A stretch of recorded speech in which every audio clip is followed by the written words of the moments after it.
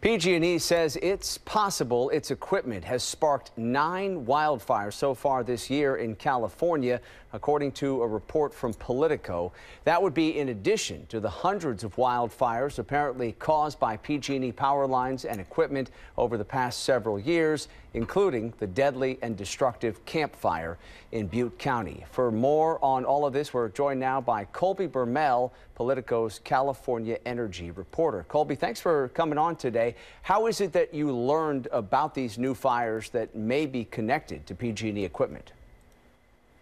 Thank you for having me, Alex. So I learned of this news when I was going through the court filings for PG&E's criminal probation that was stemming from the 2010 San Bruno pipeline explosion, in which PG&E was responsible for that incident. But ever since then, they have been sending periodic updates to the federal judge overseeing their criminal probation stemming from that incident. And yesterday, at the very bottom of a filing, they disclosed that PG&E, its equipment may have contributed to 9 wildfires so far this year. It sounds like it was sort of revealed as a bit of an afterthought. I mean, it was not something that was the headline, but you had to dig deep to see it.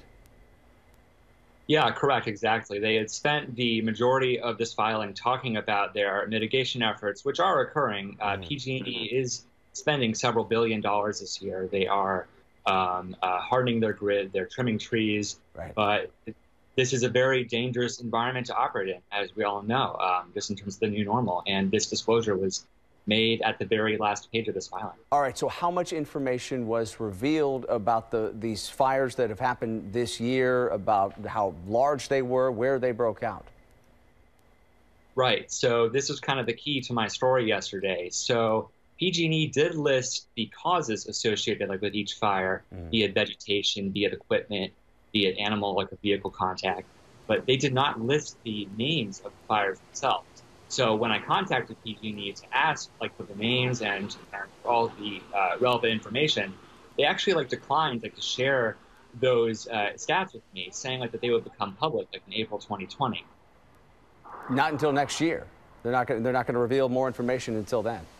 Correct, exactly. Yeah. It actually changed this morning when the same federal judge who was overseeing PG&E's criminal probation ordered by the court a compelling order to have PG&E produce in a week's time what the names of those fires were.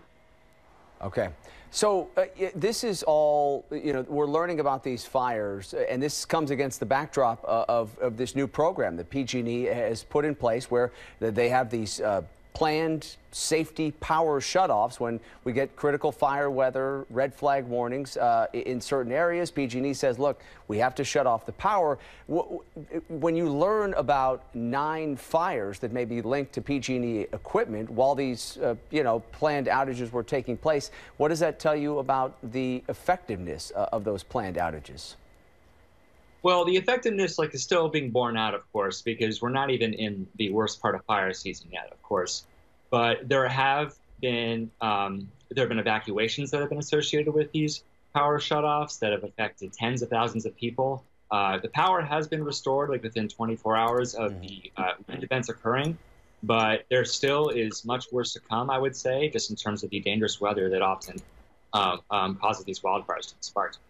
All right, well, we have to leave the conversation there. A very important one to have. We appreciate you coming on. Colby Bermel, Politico's California energy reporter. Thanks for your time. Thank you, Alex.